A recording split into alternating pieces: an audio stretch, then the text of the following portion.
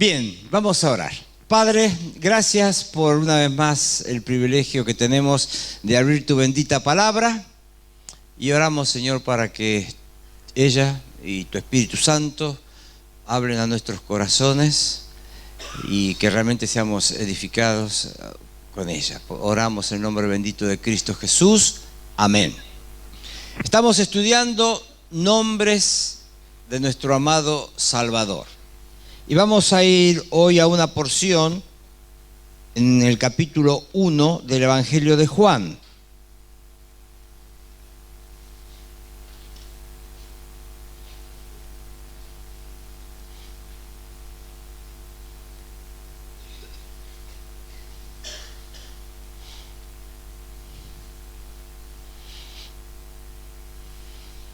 Juan 1, versículo 29. El siguiente día vio Juan a Jesús que venía a él y dijo: He aquí el Cordero de Dios que quita el pecado del mundo. En esta mañana, en estos momentos, en estos minutos, quisiera pensar un poquito con ustedes acerca de este nombre de nuestro Señor, dado por Juan el Bautista, el Cordero de Dios. El Cordero de Dios. La verdad que al pensar uno puede observar que la historia del Cordero es como un hilo que recorre toda la Biblia.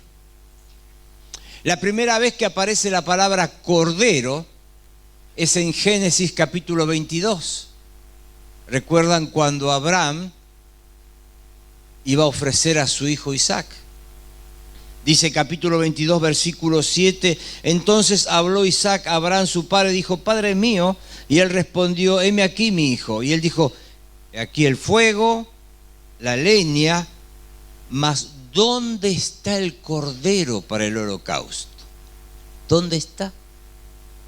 Y respondió Abraham: Dios se proveerá de cordero para el holocausto. E iban juntos. Y conocemos bien la historia, cómo esa pregunta, esa necesidad, esa inquietud de Isaac fue satisfecha, porque un instante antes de que él ofreciera a su propio hijo, Dios le dijo no. Dios le detuvo y le mostró que había un cordero que iba a sustituir a Isaac, que moriría en lugar de Isaac, que produciría una muerte vicaria en su lugar. Ahí vemos entonces el Cordero muriendo por el individuo, por una persona. Avanzamos un poco más en la historia y llegamos al libro de Éxodo y tenemos a la nación de Israel oprimida en Egipto. Tenemos el tiempo de las plagas y después de la última plaga Dios les manda matar y comer un cordero. Fíjense, vayamos rapidito a Éxodo capítulo 12. En el versículo 11 encontramos la declaración de Dios en el sentido que esto es la Pascua de Jehová. Dios en los versículos anteriores ha establecido la Pascua. Dice el versículo 3 del capítulo 12: en el 10 de este mes tómese cada uno un cordero según la familia de los padres. Un cordero por familia. Y aquí nosotros vamos a ver el cordero ofrecido por la familia. Y vemos cómo la sangre del cordero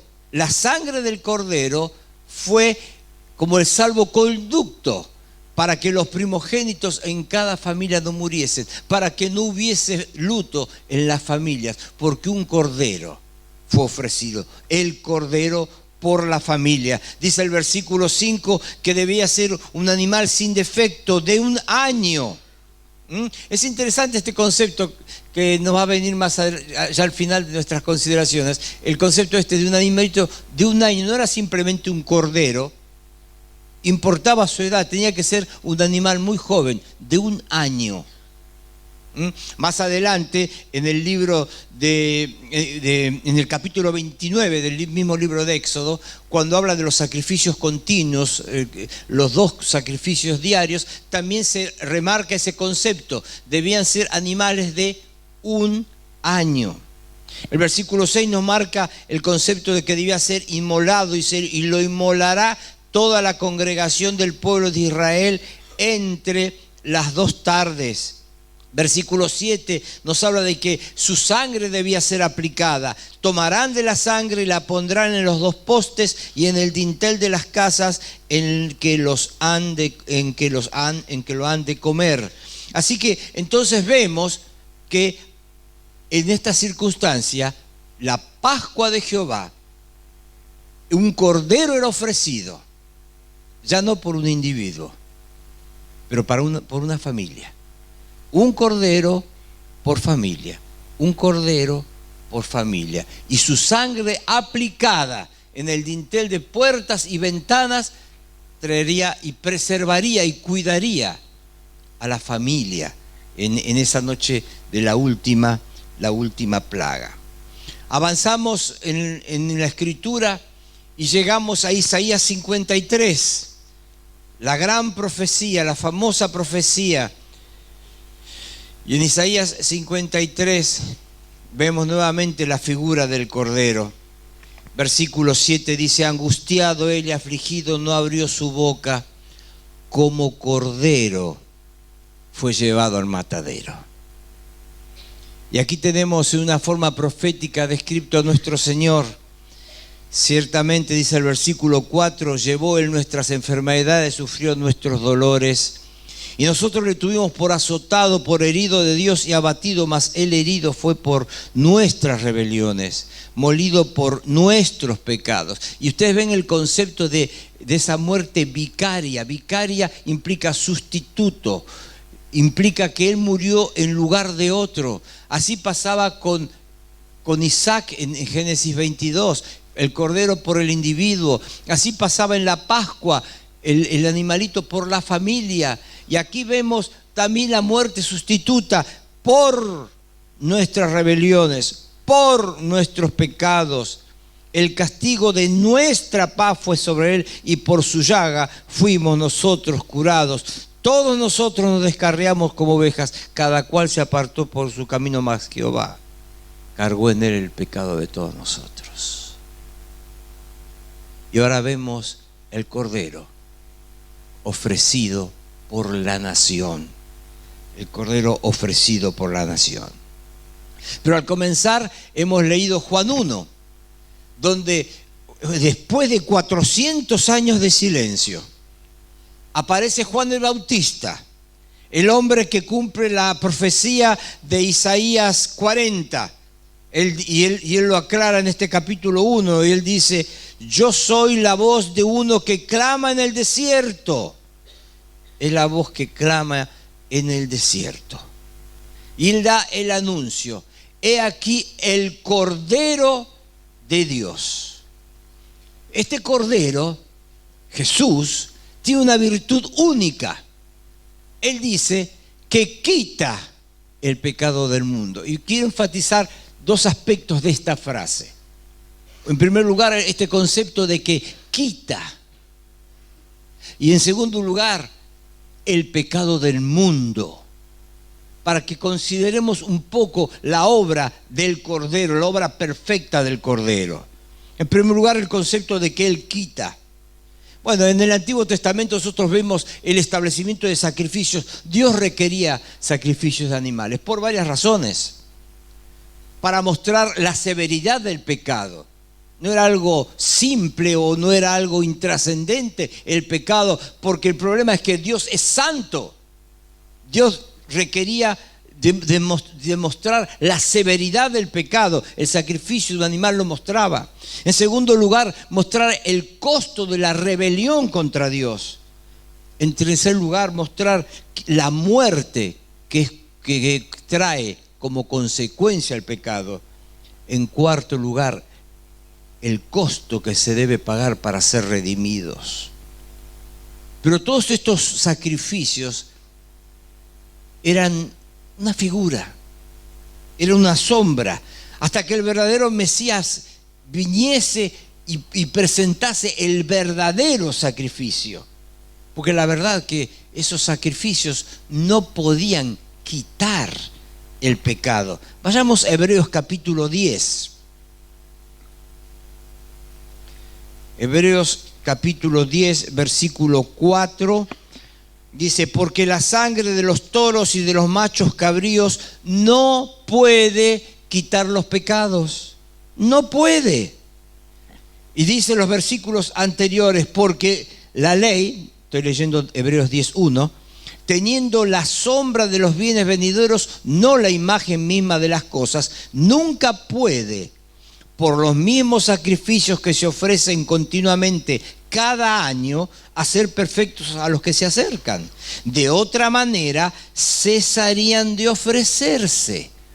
Lo que está diciendo es muy claro. Si los sacrificios hiciesen perfectos aquellos que los ofrecían, no habría necesidad de repetirlo el año siguiente. Pero la continuidad de los sacrificios mostraba la limitación del hecho en sí. De otra manera cesarían de ofrecerse, pues los que tributan este culto, limpios una vez, no tendrían ya más conciencia de pecado. Pero en estos sacrificios, cada año se hace memoria de los pecados. Memoria de los pecados. Pero esos sacrificios no podían quitar el pecado. Dios había establecido que el derramamiento de sangre como algo necesario. Dice en Levíticos 17:11, porque la vida de la carne en la sangre está. Y yo os he dado para hacer expiación sobre el altar por vuestras almas, y la misma sangre hará expiación de la persona. La expiación es una limpieza. Literalmente la palabra expiar es cubrir. Y eso es lo que sucedía con el pecado. Los sacrificios de esos animales eran un medio temporal que cubrían los pecados. Cubrían los pecados, pero no lo quitaban. Veamos Hebreos 9, versículo 11. Porque estando ya presente Cristo, sumo sacerdote de los bienes venideros, por el más amplio y más perfecto tabernáculo, no hecho de manos, es decir, no de esta creación, y no por sangre de machos cabríos ni de becerros, sino por su propia sangre, entró una vez para siempre. Una vez para siempre.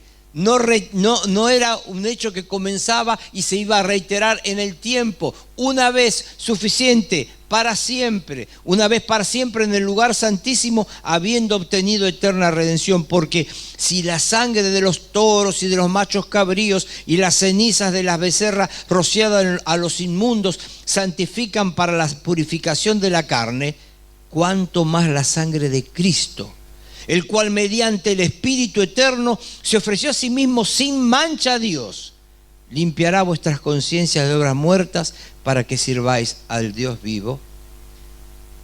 En la cruz, Jesús llevó nuestros pecados en su cuerpo. Él fue el Cordero de Dios que quita. Dice 1 Pedro 2, que llevó él mismo nuestros pecados en su cuerpo sobre el madero, para que nosotros, estando muertos a los pecados, vivamos a la justicia, y por cuya herida fuisteis sanados.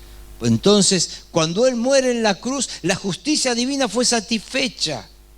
Todo se hizo por medio de Cristo, por su sacrificio expiatorio, por la fe, para que todos podamos ser hechos justos delante de Dios. Dice Romanos 5:1, justificados pues por la fe tenemos paz para con Dios por medio de nuestro Señor Jesucristo. Y Filipenses 3:9 dice, y serán hallados en Él, no teniendo mi propia justicia, que es por la ley, sino la que es por la fe de Cristo, la justicia que es de Dios por medio de la fe, por la fe. Qué notable. La muerte de Cristo establece un nuevo pacto. Versículo 15 de Hebreos 9 dice, así que por eso es mediador de un nuevo pacto, para que interviniendo muerte para la remisión de las transgresiones que había bajo el primer pacto, los llamados reciban la promesa de la herencia eterna. Ahí está, la herencia eterna, un nuevo pacto. Cristo murió en la cruz, nosotros tenemos un nuevo pacto, un nuevo contrato con Dios, en el que Dios nos da la justicia de Cristo y nos libra del castigo por nuestros pecados. Quita el pecado del mundo. Entonces, en Génesis 22, el Cordero muere por el individuo. En Éxodo 12, el Cordero muere por la familia. En Isaías 53, el Cordero muere por la nación. Pero todos son sombras de aquel que había de venir.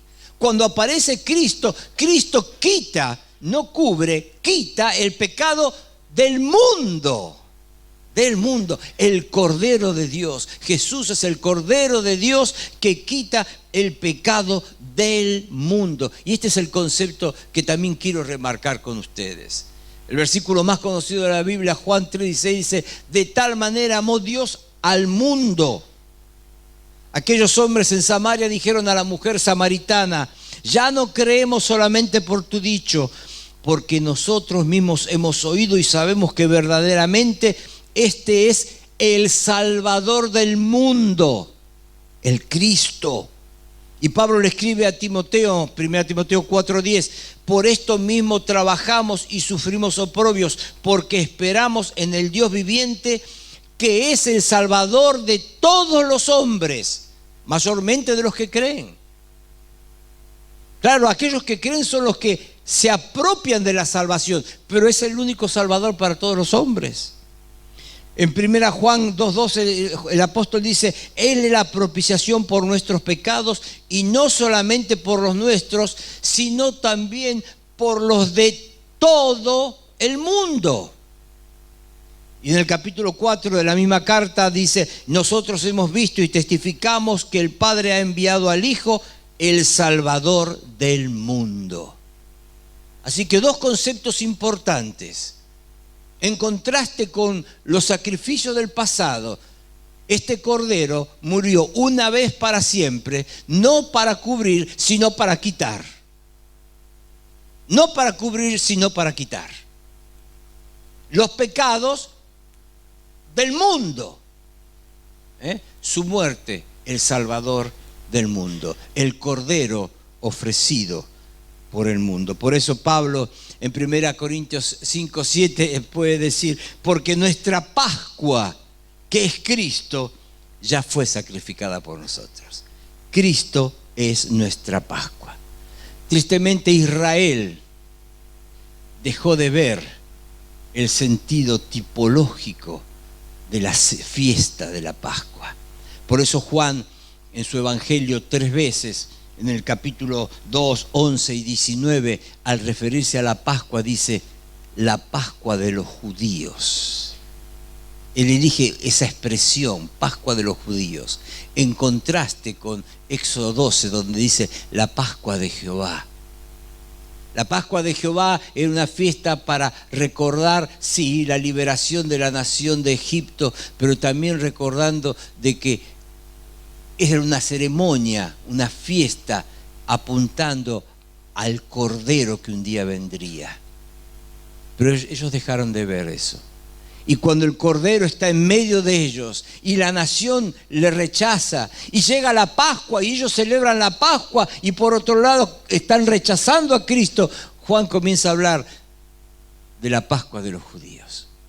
Se sigue celebrando una fiesta sin Cristo, ignorando la verdad de 1 Pedro 1, cuando dice: sabiendo que fuiste rescatado de vuestra vana manera de vivir, no con cosas corruptibles como oro o plata, sino con la sangre preciosa de Cristo, como de un cordero sin mancha y sin contaminación. Y es interesante observar que en el libro que es la culminación de la revelación divina, Apocalipsis, la palabra cordero es una palabra muy importante. 29 veces uno puede encontrar esa palabra en el libro de Apocalipsis. Y no es tampoco algo que nos debe llamar mucho la atención, porque en sí el libro, como dice la primera frase del primer versículo, es la revelación de Jesucristo. Y el capítulo 19 dice que el testimonio de Jesús es el espíritu de la profecía.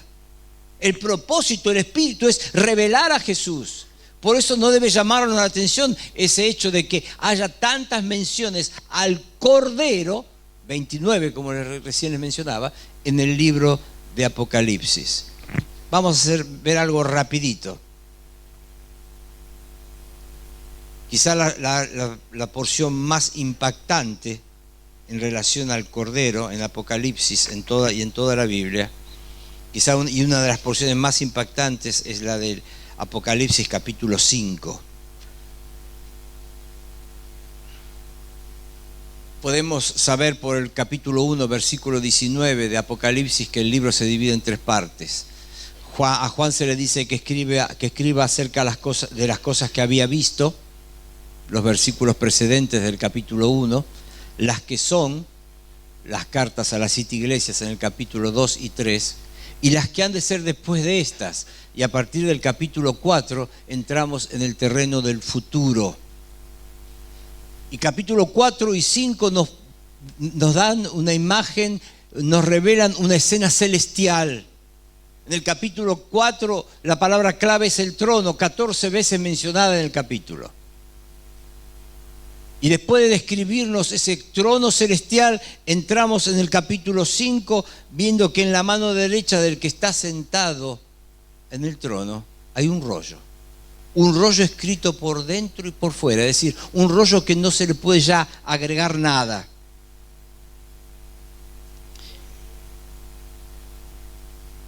Y se está buscando alguno digno. La pregunta del ángel fuerte en el versículo 2: ¿quién es digno de abrir el libro y desatar los sellos? Y ninguno, ni en el cielo, ni en la tierra, ni debajo de la tierra, podía abrir el libro, ni aún mirarlo. Y lloraba yo mucho, porque no se había hallado a ninguno digno de abrir el libro, ni de leerlo, ni de mirarlo. ¿Por qué Juan lloraba?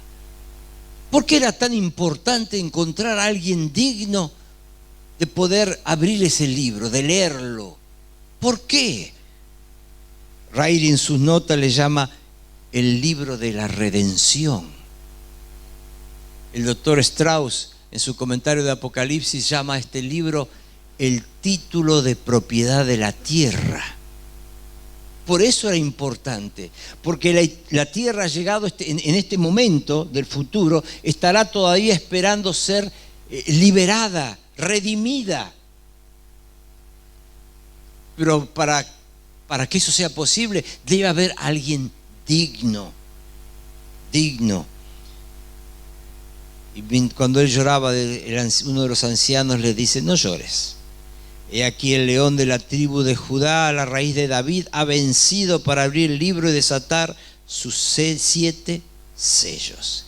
Y miré, y vi que en medio del trono y de los 4 seres vivientes y en medio de los ancianos estaba en pie un cordero como inmolado, que tenía 7 cuernos y 7 ojos, los cuales son los 7 espíritus de Dios enviados por toda la tierra, y vino y tomó el libro de la mano derecha del que estaba sentado en el trono. Y acá siempre me llama la atención este cuadro. A Juan se le dice: no llores, porque el león de la tribu de Judá, la raíz de David, ha vencido. Y Juan dice en el versículo 6: y miré. Y sin duda Juan mira esperando ver un león, porque le dijeron que el león ha vencido. Y cuando él mira, ve en medio del trono, en medio de los 4 seres vivientes, en medio de los 24 ancianos, un cordero. Le dicen que el león triunfó, y cuando él espera ver un león, lo que ve es un cordero. ¿Por qué? El cordero es el león es el cordero. Es el mismo.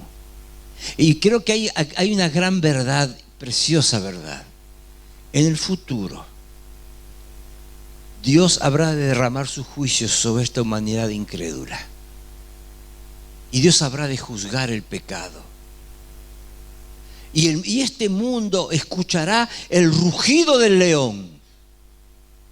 Vamos a ver a partir del capítulo siguiente que los sellos de ese rollo que Él va a tomar de aquel que está sentado en el trono se van abriendo, y junto con cada sello los juicios se derraman sobre la tierra. El mundo escuchará el rugido del león. Pero para los redimidos, para nosotros, nunca será así. Nunca podremos ver a Jesús como el león que te infunde temor, que te asusta, el león del cual querés huir. Siempre será un cordero. Juan esperaba ver el león y vio un cordero.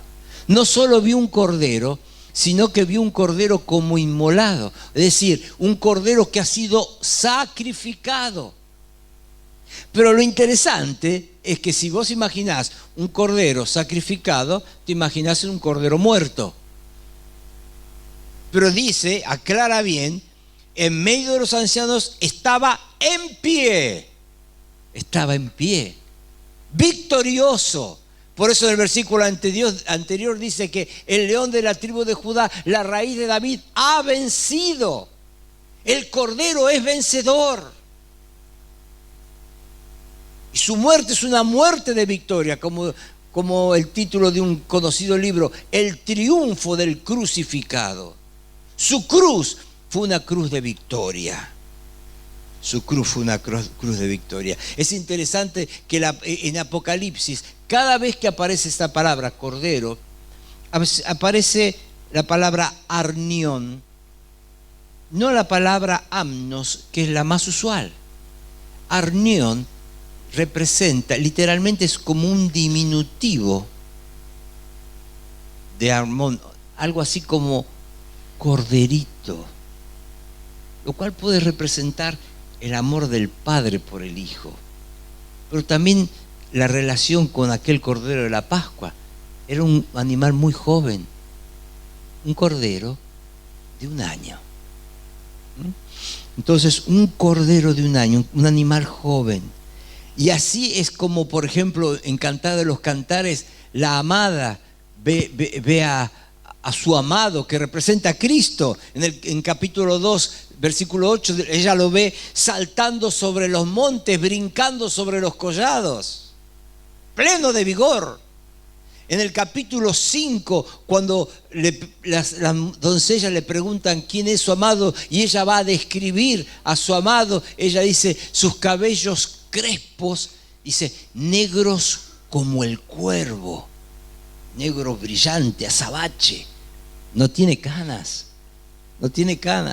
porque es todo vigor. Es un hombre joven, vigoroso.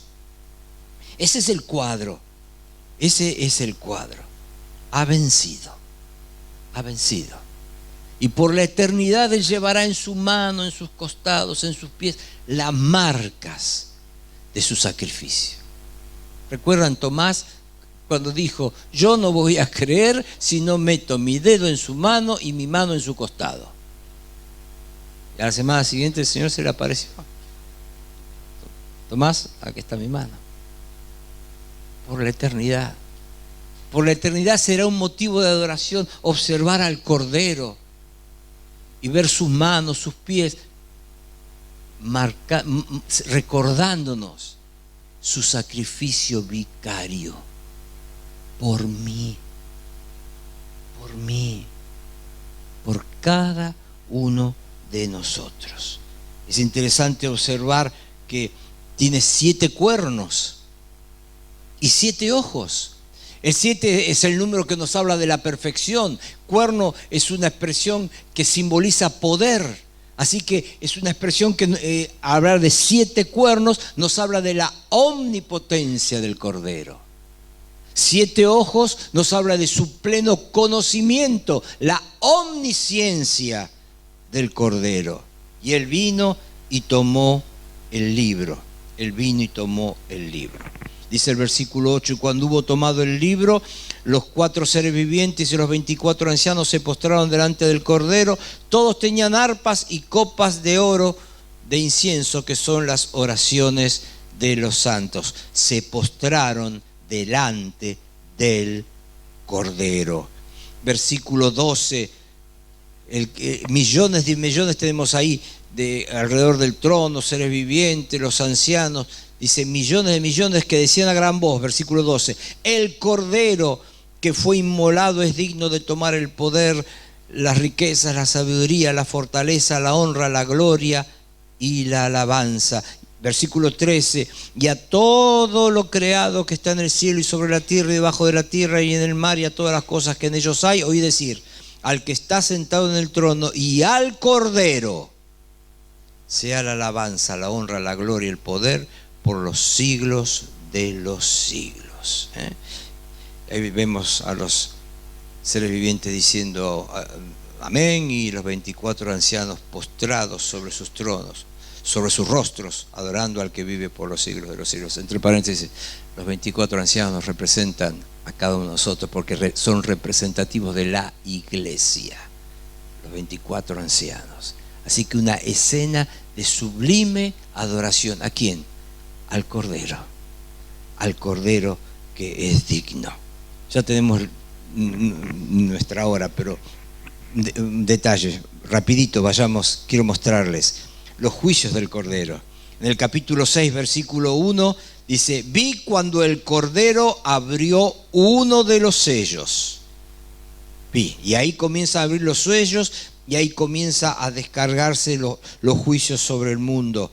En el versículo 16, después que el sexto sello fue abierto, dicen 6:16, decían a los montes y a las peñas, caed sobre nosotros y escondenos del rostro de aquel que está sentado sobre el trono y de la ira del Cordero.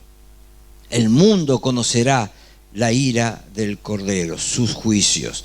También vemos los redimidos del Cordero, capítulo 7, versículo 9. Acá es el cuadro de una gran multitud. Dice que nadie la podía contar, de todas naciones, tribus, pueblos y lenguas que estaban delante del trono y en la presencia del Cordero, vestidos de ropas blancas y con palmas en las manos. Y clamaban a gran voz diciendo, la salvación pertenece a nuestro Dios que está sentado en el trono y al Cordero. Y aquí hay una pregunta, ¿quiénes son estos redimidos? No son los santos de la iglesia. Dice el versículo 14, ante una pregunta de los ancianos a Juan, ¿quiénes son? Y Juan dice, bueno, tú lo sabes. Y él me dijo, estos son los que han salido de la gran tribulación, son salvos de la tribulación, que han lavado sus ropas y las han emblanquecido en la sangre del Cordero. Así como en el día de hoy, todo hombre, toda mujer necesita reconocer que la única forma de ser acepto ante Dios, la única forma de que su pecado sea quitado es reconociendo el sacrificio vicario en la cruz de Cristo. Será la misma forma en la tribulación. Hombres que han lavado sus ropas y las han emblanquecido en la sangre del Cordero. No hay otro medio. No hay otra salida. Cristo es el Cordero de Dios que puede limpiar nuestros pecados en la dispensación de la iglesia, pero también en el tiempo de la tribulación. También en el tiempo de la tribulación. Y aquí tenemos esto. Entre paréntesis, algunos veo que hay confusión, no tanto aquí, pero estando en México, varios me han hecho una pregunta en cuanto a la tribulación. Algunos que piensan que solamente los 144.000 judíos serán salvos, algunos piensan que solamente judíos serán salvos, pero observen ustedes aquí el versículo 9 que habla de todas naciones, tribus, pueblos y lenguas. Los judíos serán salvos, pero habrá una gran cantidad de gentiles salvos por la gracia de Dios en el tiempo de la tribulación, pero por un único medio, la sangre del Cordero, la sangre del Cordero. En el capítulo 13 vemos los enemigos del Cordero. En el capítulo 13, los enemigos del Cordero. Acá dos personajes que junto con Satanás completan la Trinidad satánica. Dice el versículo 8, adorarán todos los moradores de la tierra cuyos nombres no estaban escritos en el libro de la vida del Cordero. Esta, la primera bestia adorada por aquellos que no tienen sus nombres en el libro de la vida del Cordero. Y está el falso profeta que, dice el versículo 11, vi otra bestia que subía de la tierra y tenía dos cuernos semejantes a los de un cordero, pero hablaba como dragón, pretendiendo engañar. Su aspecto es como de un cordero. De lejos parece que fuera Jesús, pero cuando abre la boca habla como dragón, habla como Satanás. En el capítulo 14 vemos los misioneros del Cordero.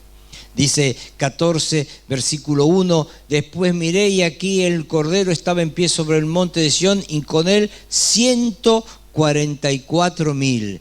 Dice el versículo 4 que estos son los que siguen al Cordero por donde quiera que van. 144.000 misioneros del Cordero. Los vencedores del Cordero los vemos en el capítulo 15. Satanás los puede perseguir, la bestia, el falso profeta, pueden morir, pero se transforman en vencedores. Dice el capítulo 15, antes de la última serie de juicios, vi también, versículo 2, un mar de vidrio mezclado con fuego, y a los que habían alcanzado la victoria sobre la bestia y su imagen y su marca y el número de su nombre, en pie sobre el mar de vidrio con las arpas de Dios, y cantan el cántico de Moisés, siervo de Dios, y el cántico del Cordero. El Cordero adorado por los vencedores. La victoria del Cordero en el capítulo 17 nos muestra allí que la bestia y toda su alianza política pelearán, 17:14, pelearán contra el Cordero, y el Cordero los vencerá, porque Él es Señor de señores y Rey de reyes, y los que están con Él son llamados elegidos y fieles. La victoria del Cordero. Llegamos al capítulo 19 y vemos las bodas del Cordero. Dice el versículo 7, gocémonos y alegrémonos y démosle gloria, porque han llegado las bodas del Cordero y su esposa se ha preparado. Y versículo 9 dice, bienaventurados los que son llamados a la cena de las bodas del Cordero. Así que las bodas, la ceremonia celestial, la cena de las bodas, una gran celebración aquí en la tierra. Y dice, bienaventurados los que son llamados. ¿Quiénes son los llamados? Bueno, no puedes. Cuando se produce un casamiento, hay siempre dos personas que no reciben invitación, que no pueden ser los llamados. Hay dos personas que nunca reciben invitación. ¿Saben quiénes son? El novio y la novia. No reciben invitación. Es obvio, ellos hacen la invitación. Así que los llamados son aquellos redimidos, pero que no son de la iglesia, redimidos de antes de la iglesia, redimidos del tiempo de la tribulación. Ellos serán los que disfrutarán en el milenio de la gran celebración de la cena de las bodas del Cordero. Y concluye el Apocalipsis mostrándonos la nueva Jerusalén. Y dice el capítulo 21, versículo 9,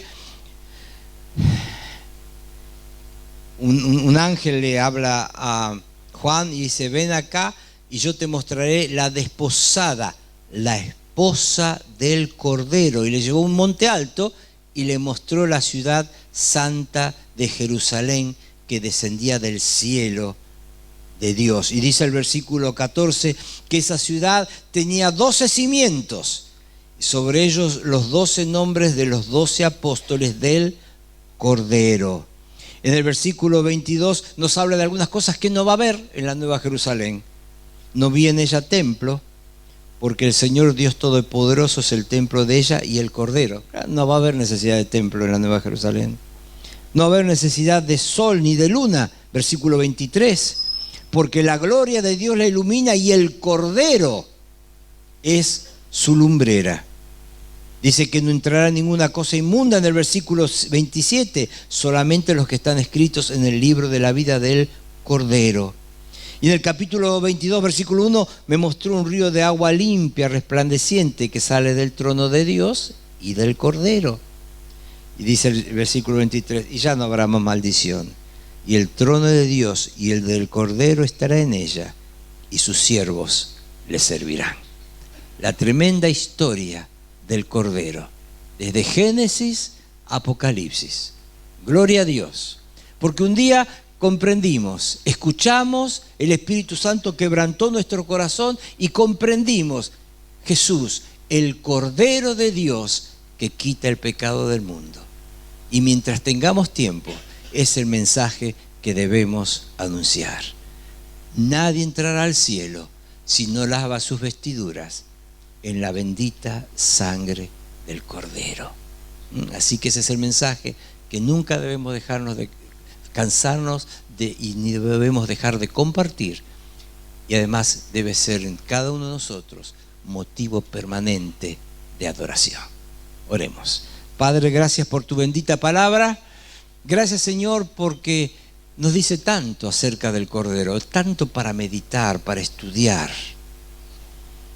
Gracias, Señor, porque un día el Cordero no solo fue ofrecido por un individuo, una familia o una nación, sino gracias porque tu Hijo vino para ser el Cordero que quita el pecado del mundo. Su muerte fue una muerte vicaria, murió en nuestro lugar. Y su sacrificio fue perfecto, una vez y para siempre. Y gracias, Señor, por esa obra perfecta de la cruz que nos transformó, que nos dio la vida eterna. Te alabamos, te adoramos, en el nombre bendito de Cristo, tu Cordero. Amén.